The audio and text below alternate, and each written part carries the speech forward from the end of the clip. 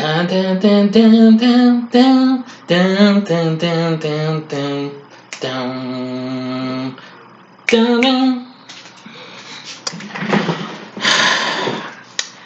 Okay, everybody. You may know what that means. Nickelodeon, please don't sue.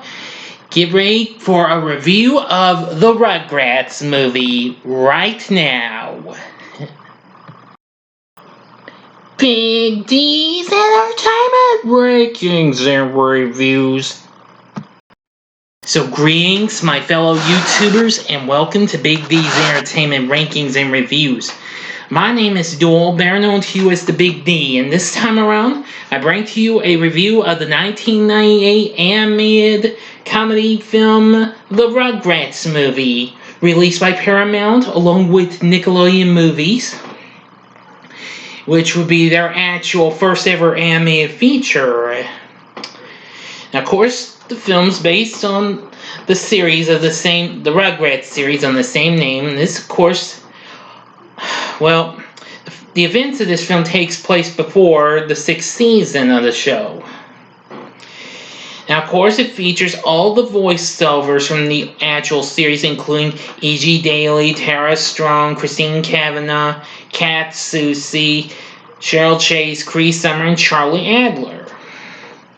Plus special guest voices, including David Spade, Whoopi Goldberg, Margaret Cho, Busta Rhymes, and Tim Curry. And, well, anyway, now, ever since Rugrats' debut in 1991, they were originally to have a movie, well, sometime during the mid-90s, which, according to my source, Nick actually had a deal with Fox before, well, they actually got to go to Paramount, since they were owned by the same company, Viacom. But anyway, the film actually did do well, and became the first non-Disney animated film to make over $100 million at the domestic box office. While it was still a box office success, despite getting mixed reviews. So, let's begin with our story. Now, well, Dee Dee Pickles is pregnant with her second baby, which she believes will be a girl, while everyone else believes it'll be a boy. Well, she soon goes into labor during the baby shower, and all of her friends and the rest of the family rush her to the hospital. While this is happening, our favorite babies, the Rugrats, crawl off and explore a nursery area before being found by the other parents. Now, this film has some pretty good tunes in my view. The music's done by Mark Mersbaugh of the band Devo, who also contribute a song to this. But anyway, when the baby is finally born, after a montage of past lives, it turns out to be a boy, and they name him Dill. Well, anyway, Dill quickly becomes a very spoiled and mean baby, crying nonstop for attention, not listening to Mom and Dad, keeping all the toys for himself, and refusing to share with, well, Big Brother Tommy.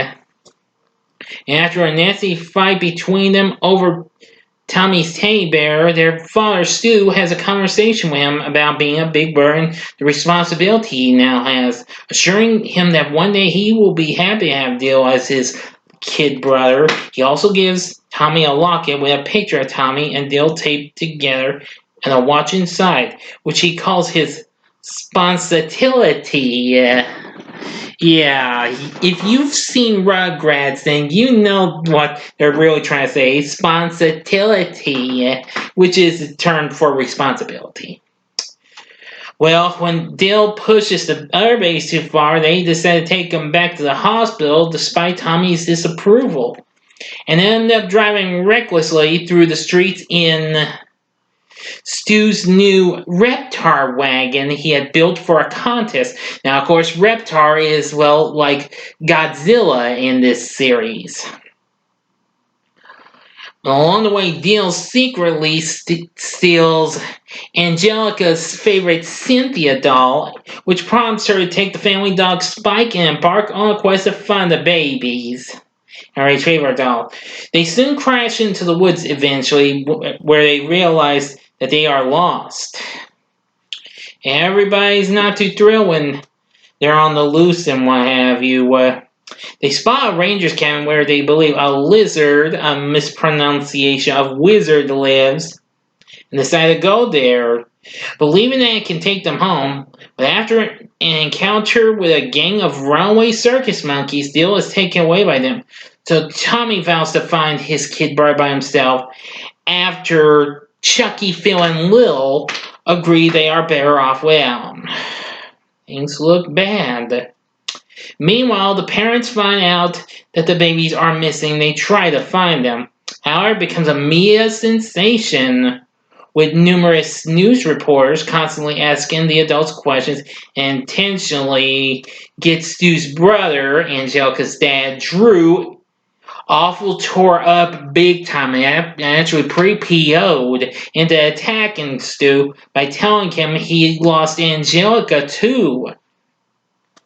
So Tommy eventually finds Dil during a storm and are forced to take shelter under a tree. But as he tries to take care of him, Dil selfishly drinks all the milk and keeps the large blanket for himself, which leads to the blanket tearing in half after Tommy loses his balance and falls into a puddle of mud. And Tommy finally snaps and nearly pours banana baby food on Dil for the monkeys to take him away. But soon, his rage and the storm's lightning and thunder scare Dil so much he sees the error of his ways, and they reconcile and sleep peacefully. Now, to get to the last bit, because this movie's only 8 minutes, so I'm going to go ahead and get to the last bit. So you got 5 seconds to stop this video. Please go to the description box and fast forward to the time below to avoid ending spoilers. Here we go.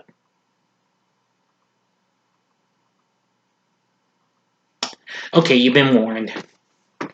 Well, after the storm, the other babies find Tommy and Dil, and after running into Angelica and Spike, they make their way to the lizard. While on a bridge, they are confronted by the monkeys, but are then scared off by a huge wolf who's been hunting down the babies since they arrived. Spike intervenes and fights the wolf until they both fall from the bridge. Meanwhile, Stu, who has been looking for them via pterodactyl-like aircraft he made, finally finds them, but crash lands into the ranger's cabin. Well, the babies wish for Spike back instead of going home, believing that Stu is the lizard in disguise. Stu falls through the bridge and finds Spike, who actually survived the fall by landing on a strut of the bridge. And soon the babies are reunited with everyone. The monkeys with their circus owners. The monkeys attack, well, the most obnoxious of all the news reporters that's been on the case, Rex Pester, much to Betty and Charlotte's amusement. Now, of course, if I'm not mistaken, Charlotte, of course, is Angelica's mother, I do believe. Yeah. I'm just sorry, it's hard for me to remember, and let me see here. Yeah, and Betty, of course, is the mother to Phil and Lil. Well, Dil finally learns to share when he drinks half of a bottle of formula and gives the other half to his big brother. They return home and the babies accept Dil as one of the group after he assists them in getting an ice cream sundae from the top shelf of the refrigerator, just like in the opening scene, where it kind of spoofs Indiana Jones. Yeah, these here babies are really mischievous, but they are just absolutely hysterical. I wasn't quite big on the show at first, but then after watching it a few times, I've learned Rugrats are pretty good. It was a pretty good show, and it is a pretty good program. Anyway, then there's a post-credit scene. Grandpa Lewis sleeping in the reptar wagon, and when The goat was at the baby shower, kicks it, sends both him and Grandpa down the street, presumably starting another adventure all over again. And after that, that's the end. Enough said. Okay, now, what did I think of the Rugrats movie? Well, I will say it's absolutely funny and what have you. It's got all sorts of hysterical humor and what have you. Of course, gotta give credit to all the characters and their voiceovers. Yeah. Anyway, they were all real good. The story's not too bad, but I'm going to say it's a pretty good movie. Now, would I recommend it? Yes, go ahead, by all means. This is a flick I think you should let your kids watch. I mean, now Rugrats was one of Nickelodeon's first Nicktoons, along with Doug before Disney bought it out, and Ren and Stimpy. Also, I will tell you the soundtrack actually did pretty well too. Yeah. So, anyway, it did quite alright, as it featured a hit single with the song Take Me There, which was done by Blackstreet and Maya, both are R&B singers, along with rappers Maze and Blinky Blink, which of course featured the music of the Rugrats theme song. There would be lots of other songs on here, including I Throw My Toys Around, which is the other song you hear at the end credits, done by Gwen Stefani and the guys from No Doubt, along with Elvis Costello. Plus, it's got a lot of other songs too, including some of the songs you actually hear from the characters, especially Cree Summer as Susie singing the oddly called A Baby is a Gift from Above, which I think means above. And when she's doing that in the movie, Angelica interferes every time, and it's blowing crazy. Because you know how much a pest Angelica can be.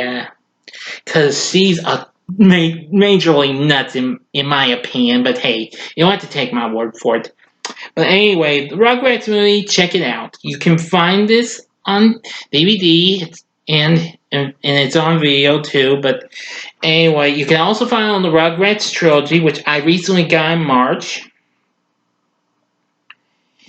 Let me see now. Yeah.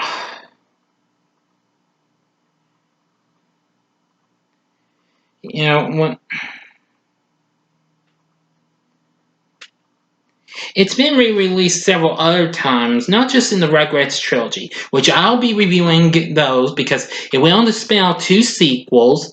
Now, I will be doing the next one in a couple days, so I hope you like my review of the Rugrats movie. So what did you think? Please tell me what you thought about the Rugrats movie in the comment section below. If you like this video, click the like button. And if you're interested in more entertainment rankings and reviews on movies, TV, video games, music, etc., click the subscribe button to subscribe and be a part of the Big D Nation. And which reminds me, I've just learned I'm now up to 210 subscribers. Thank you. And don't forget, the Q&A deadline is, of course, May 31st. But of course, I don't have a date confirmed for the Q&A yet, so you can still take your time, okay? But anyway, next time I'm going to be doing a special pair of reviews, but separately. Tomorrow morning, look for a review of the movie Are We There Yet? With Ice Cube. So anyway, thanks for watching. Now, if you liked what you saw, you can check out some of these other fun-filled reviews and what have you. Now, or other things. In the upper left-hand corner is my recent Saturday morning TV log of the Tom and Jerry Kids, which came out a year before Rugrats even premiered.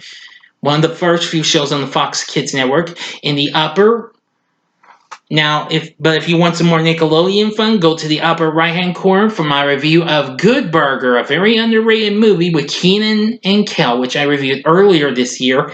And the bottom left-hand corner is my recent spoiler-free review of Scoob, now playing on VO On Demand. And there's the button in the bottom right-hand corner to subscribe. Thanks again for watching. Until next time, I'm the Big D saying, see ya!